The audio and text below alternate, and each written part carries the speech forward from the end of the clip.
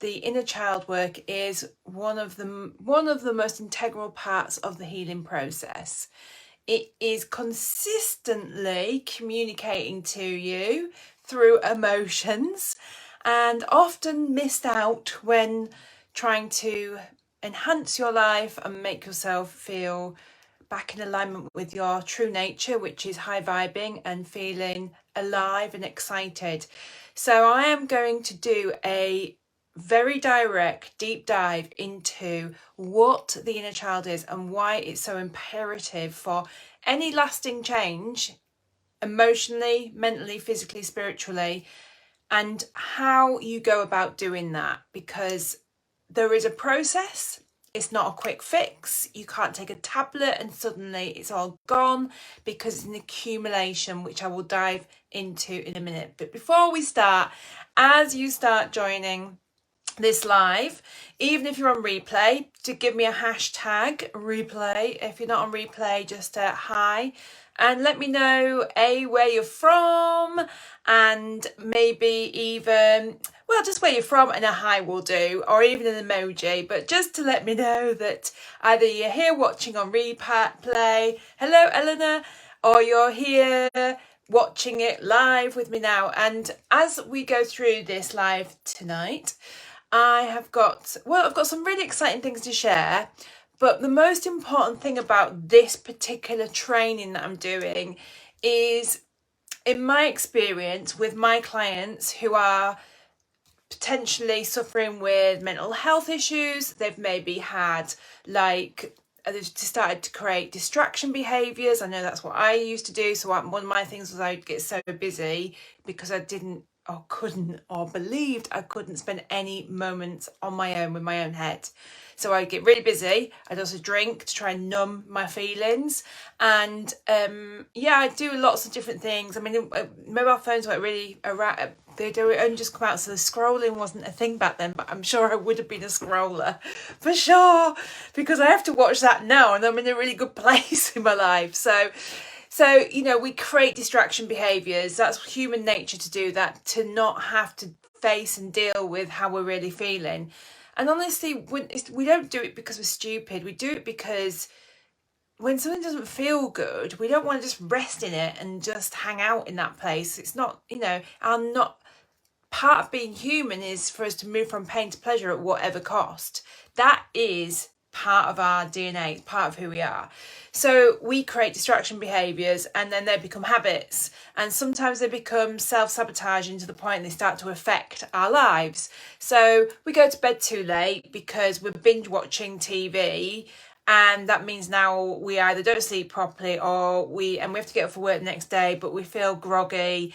That starts to affect our fatigue levels. We're at work, we're not focused, and we feel more flat because we haven't had enough sleep to heal, and so on and so forth. You get the gist. And these behaviours add up over time, and ultimately then we get to a place where we just feel like, I just don't want to live like this anymore. It's just too much. And this is where the inner child work comes in, which is what I want to dive in today. So let's begin. Inner child. What does that even mean? Well, actually, the first thing I want to say to people is we don't have an inner child. We actually have inner children. We all have more than one, I'm afraid. And these start birthing themselves from the last trimester of being in the womb. And they come about through us not feeling safe, through traumatic experiences. Now, the best way to explain this before we get into the who's, how's and what's is by me drawing you one of my very famous pictures. So, I'm going to draw, a picture of a person. Obviously, you can see I'm a very good artist. Don't laugh. Right, this is you or me or just somebody, okay? So we're born this blank canvas, all of us. And as we start to go through life, we start to have experiences. Some good, some bad, some indifferent. It's just varied for all of us, okay? So, for example, I'll use my life. At the age of 3, we were living in a French part of Switzerland with my family, and due to my dad's work, he was a school teacher and he was working in a French school over there, and I got to go to a French speaking school. So I'm only 3 years old and I'm in this school, and it's a posh school, and I get to go there free because my dad works there, and it's full of people or children there that have come from quite affluent backgrounds. And apparently one of the children that was there was a prince. Now I'm 3 years old, and so I go up to this little boy and say, I don't think so. You're not a prince because you're not wearing a crown. Well, I think that's very valid at the age of 3.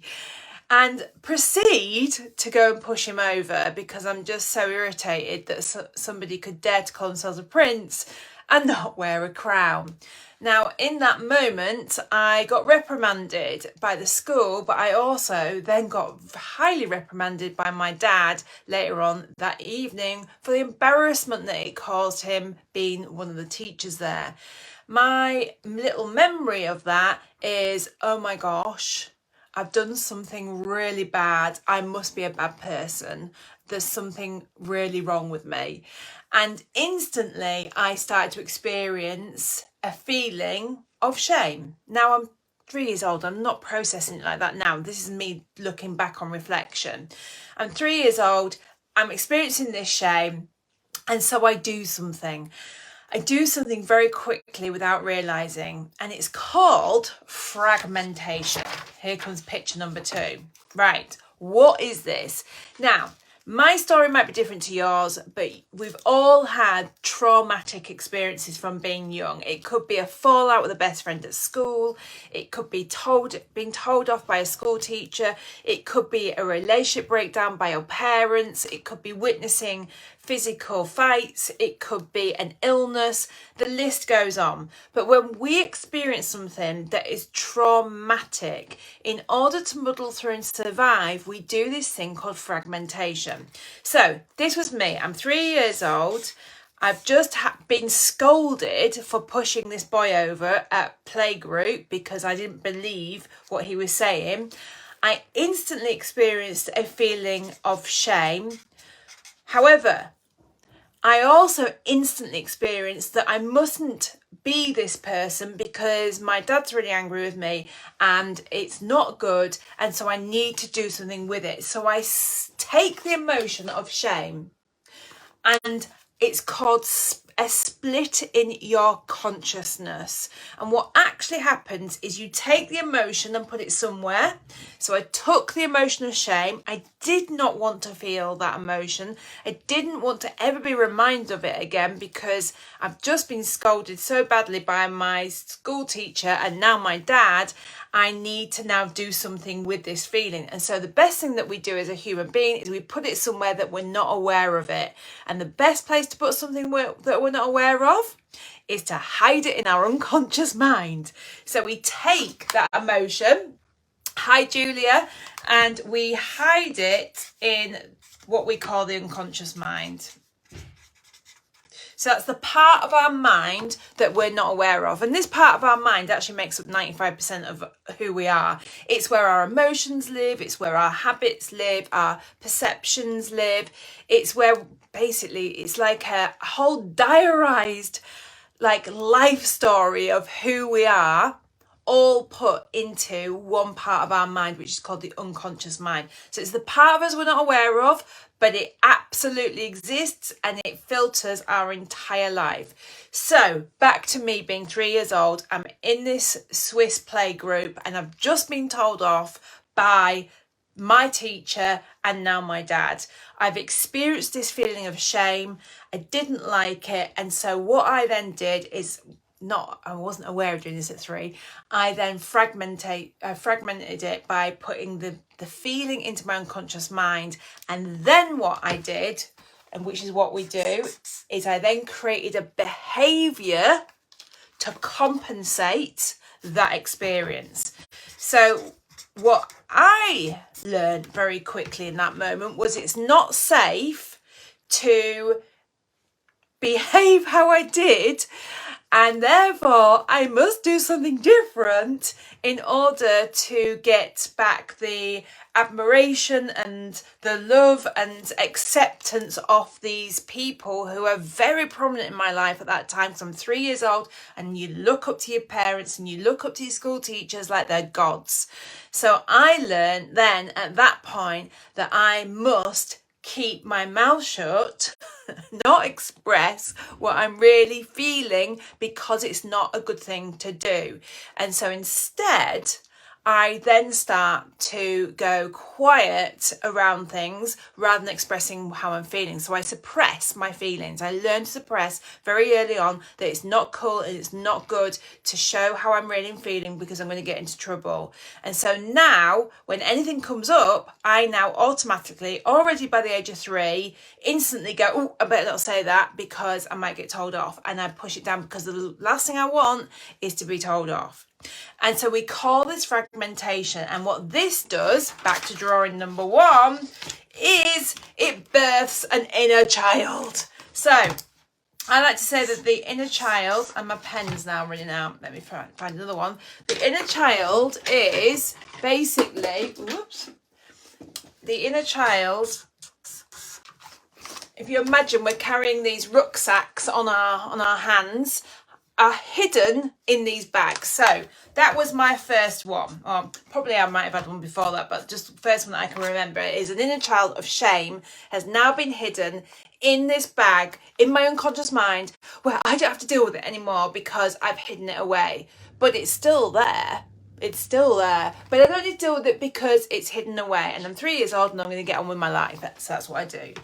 So then eventually life moves on as it does until the next experience that we have.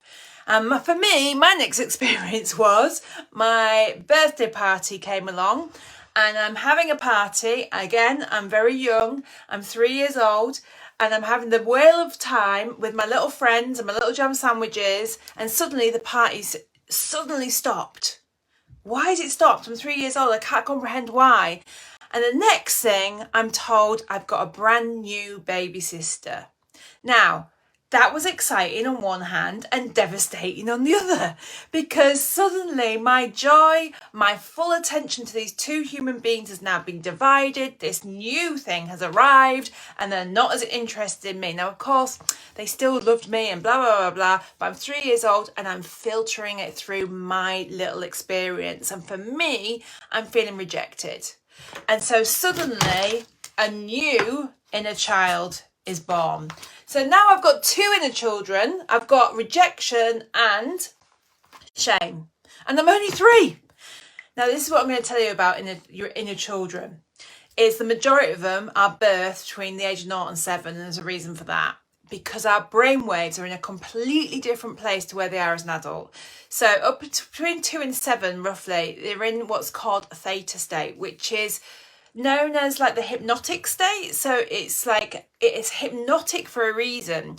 When we're between the age of 2 and 7, and you'll see this with smaller children, you'll observe it now. Sometimes you'll just notice that they're playing, and they'll stop.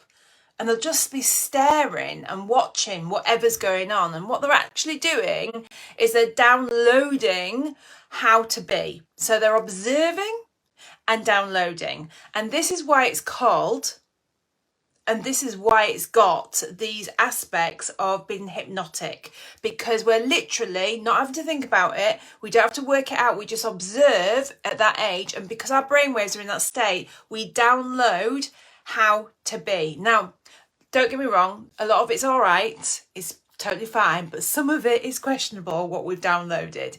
So we've observed our family, we've observed our caregivers, maybe they've had a fallout, and we learn from being young that you shout if you get angry. Maybe you learn from being very young that you shouldn't show anger because it's very, very bad. Maybe you've witnessed a sibling being told off for losing their temper. And so you learn very quickly, oh my gosh, I must never do that, because obviously being angry makes you a bad person and it's not safe to do that. And so we observe. And through the observation, we start to download what we believe is the right and the wrong way to be as a human being. And majority of it is absolutely fine.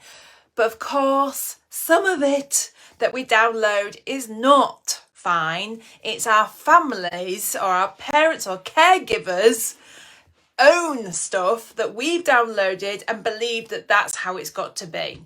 So now we've downloaded a new inner child, and this one is all around anxiety. Oh my gosh.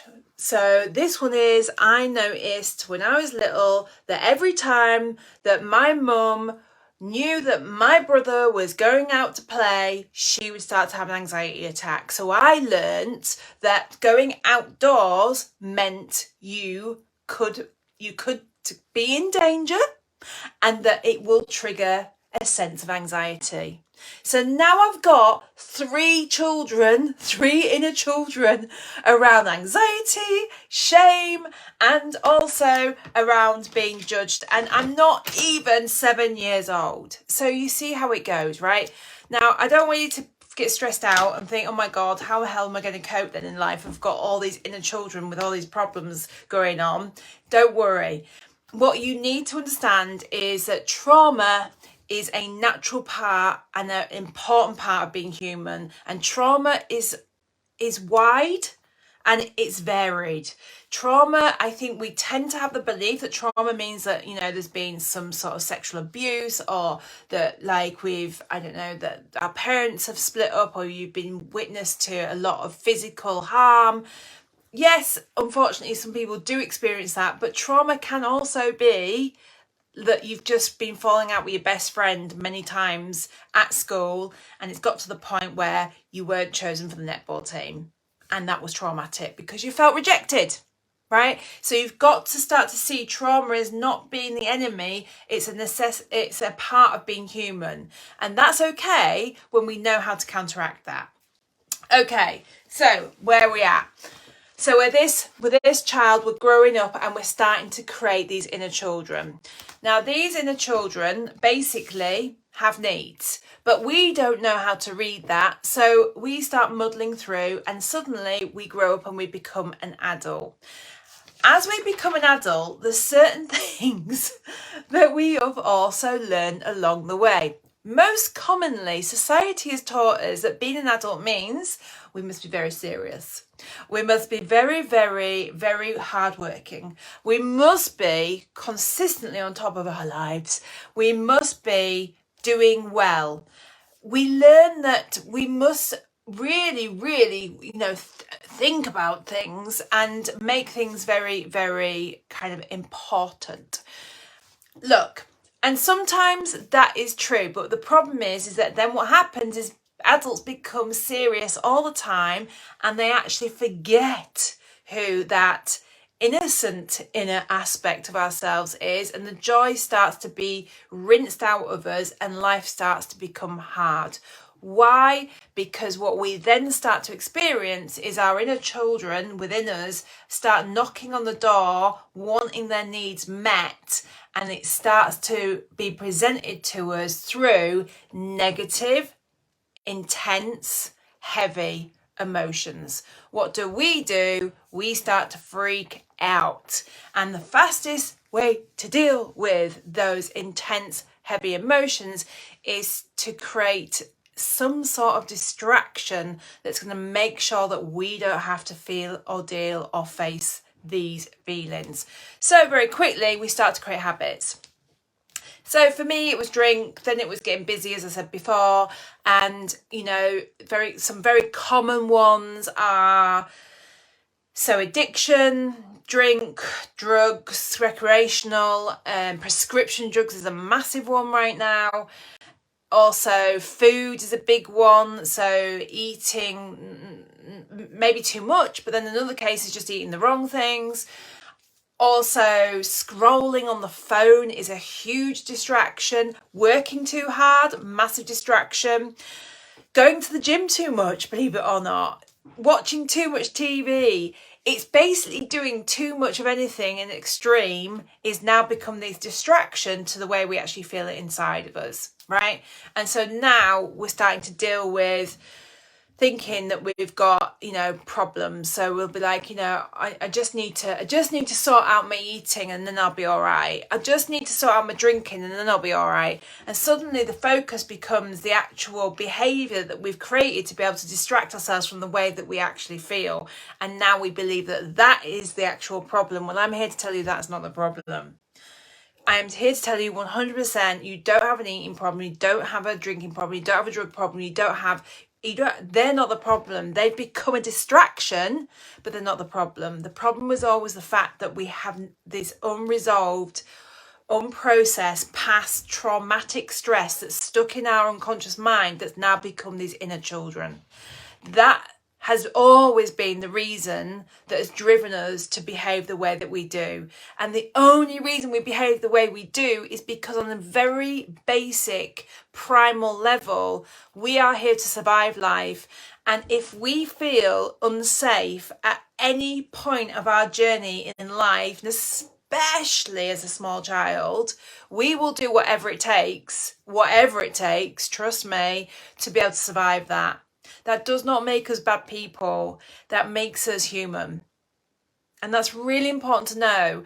And I always say to all my clients when I start working with them, and people come to me often with, I can't sleep, or I've got really bad anxiety, or sometimes it's that, I need to put down, I know that I'm using alcohol every night and I just want to stop, or food, or blah, blah, blah, blah. They come to me with an array of things, but ultimately, the things they come to me with are never the things that we work on, because they're never really the problem. The problem was always that through growing up, there's been unprocessed trauma, and that's what we work on. And when we work on that and that dissolves, bingo, guess what? The other stuff goes.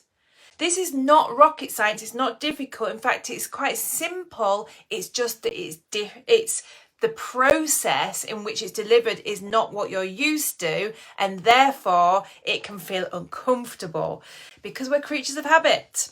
We are creatures of habit. We love repeating the same stuff day in, day out, even when it doesn't serve us, and we do. Until something gets our conscious awareness enough, we either hit a low enough point. In fact, it was only the other day I was speaking to somebody, and I can't remember who it was now, but this is a very common conversation I have. And they were saying, oh God, I just shouldn't have got myself into this place. And I'm like, no, don't you get it? I say, sometimes you have to get to this place to be able to actually listen and actually make the healing changes, because clearly it's taken you to get to this point for you to now act on it. And so I always say to people, don't beat yourself up. Just know that when you're ready, and the time's right for you, and that's okay. And if it wasn't 6 weeks ago, or 6 months ago, or 6 years ago, well, it just wasn't. And that's that.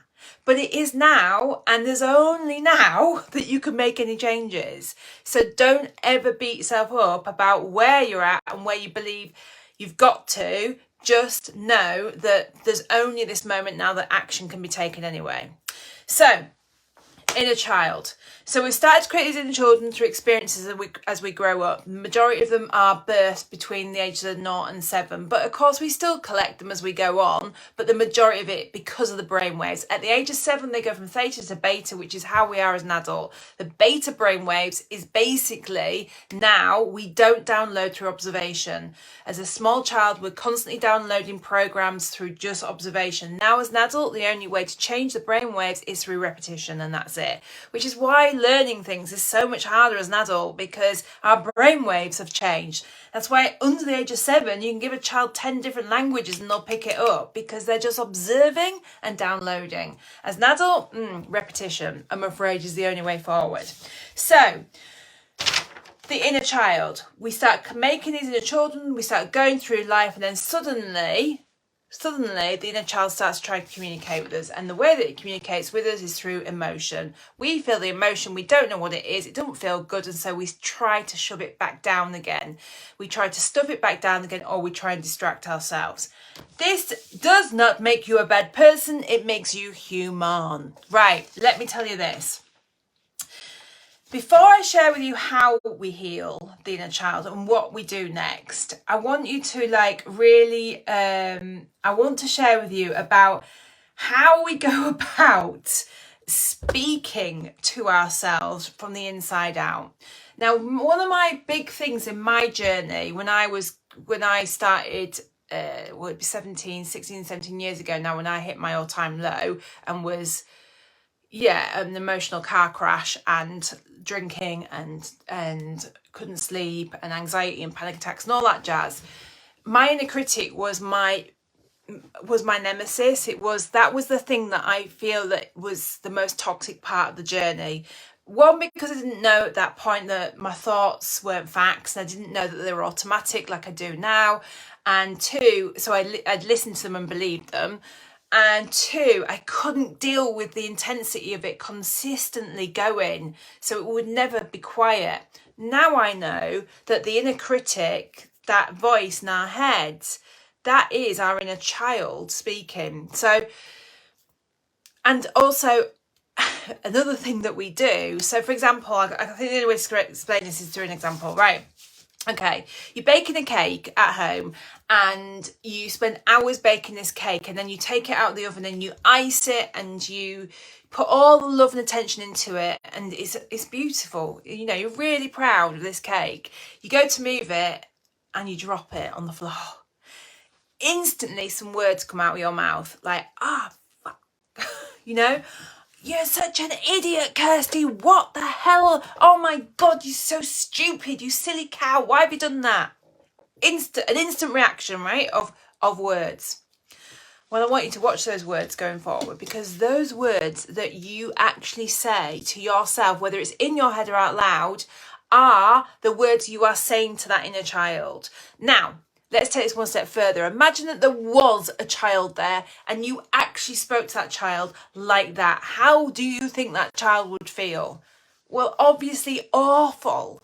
So how do you think your inner child feels every time you speak to yourself like that?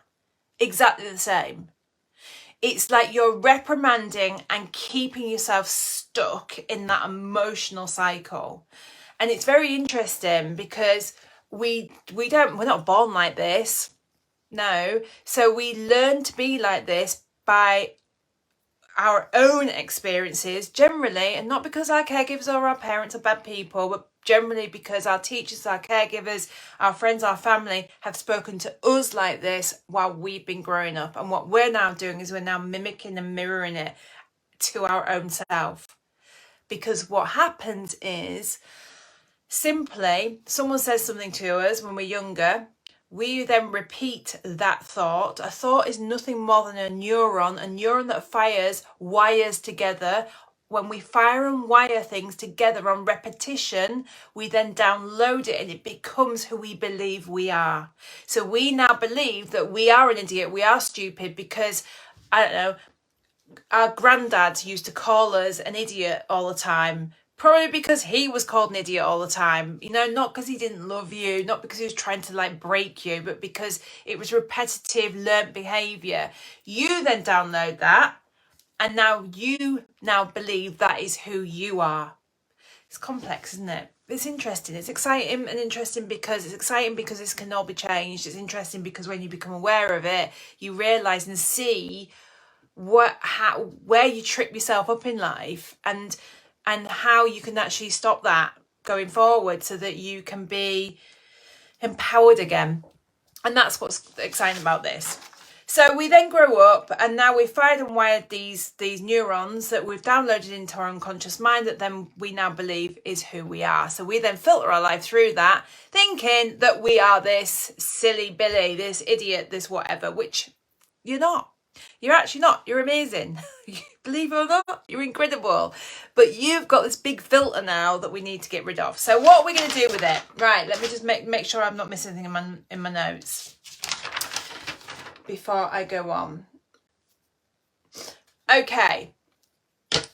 So how we are going to shift our relationship to the inner child and how we're going to heal is through changing our relationship to the communication tool that the inner child uses to communicate to us, which, I don't know if you remember what I said, is emotion. Energy in motion. Energy cannot be created, it cannot be destroyed, it can only be converted, ever. So the only way to heal the inner child is to convert this energy, to experience it, to feel it and deal it so it can literally go. How do we do that? Right. Well, first of all, you need to recognize that we have been programmed pretty well, again, through society, generally through schooling and family, again, not because they don't love us, but because they don't do anything different. We live in an emotional dark age, if I'm honest. Most of our people in our lives that you know don't know how to be emotionally connected. Again, not because they're not bad people, they've never been taught this stuff, right? So we are still very much in a dark age emotionally. We are starting to slowly come out of it, but it's going to be the next couple of generations before we start having new beings come to the planet that actually get this stuff quite quickly. You will notice that a lot of people, especially after doing this little training, you will notice that most people you know don't know how to emotionally actually connect. They don't know how to be vulnerable. They believe vulnerability is it's not safe to be vulnerable, and again, because they've been taught this, not because they're bad people. And this is not a disregard to anybody who is not emotionally connected. This is unfortunately because we were never taught it. But once you know how, it's dead easy. So we're in this emotional kind of like dark age, and what we need to do is start breaking through it. So we have been taught, I'm afraid, unconsciously, that things like sadness, guilt, anger are not good to express. And I don't know if you can remember a time, but I definitely can remember a time being at school again, and I can't remember how old I was, but I was probably about 7, and I got told off in the school playground because I'd expressed myself to someone that, again, took me in on my opinions when I was younger. I'd expressed myself because I was upset with how someone was being, and I sounded like I was getting angry with them, but I was being very clear with them, and I got told off for being angry, and they made me go and sit in the corner or whatever they did. I can't remember. And so I learned that showing anger was not good. And then, of course, my mum had to have a chat with me about it, and so it got compounded. And I learned from a very young age, do not show anger, because if you do, you will be told off. And if you get told off like that, that will make you feel shameful and bad, and you don't want to feel like that. So instead, next time you feel angry, don't say anything to anyone, because it's not good. So then what happens is we grow up to suppress these emotions, when actually human beings are emotional beings. That's what makes us human, is we experience an array of emotions, and emotions are not the enemy. They're just an experience. And when we experience them, when we allow ourselves to experience them, they go. They go. They don't go when we don't allow ourselves to just be what we're experiencing. And then what happens is we then learn very quickly that it's not okay then. If you feel angry, Kirsty, don't show it, because that means it's not okay to actually really be who you really are in this moment, which is an angry feeling version of yourself. So you learn to not be authentic. This has detrimental effects on us all, mentally, emotionally, and spiritually, because we learn that negative emotions, generally guilt, shame, fear, anger, and the list goes on, are not good. We mustn't experience them. So then what we do is we try and force ourselves to experience the opposite: happy, joy, fulfillment. But it can't be forced, because that's not where we are at in that moment. So then we believe there's something wrong with us, when actually there was never anything wrong with us, ever. It's okay to feel angry. It's okay to experience shame and guilt and fear. What it's not okay to do is keep hold of it and then believe and wear it like a blooming coat and believe that's who you are.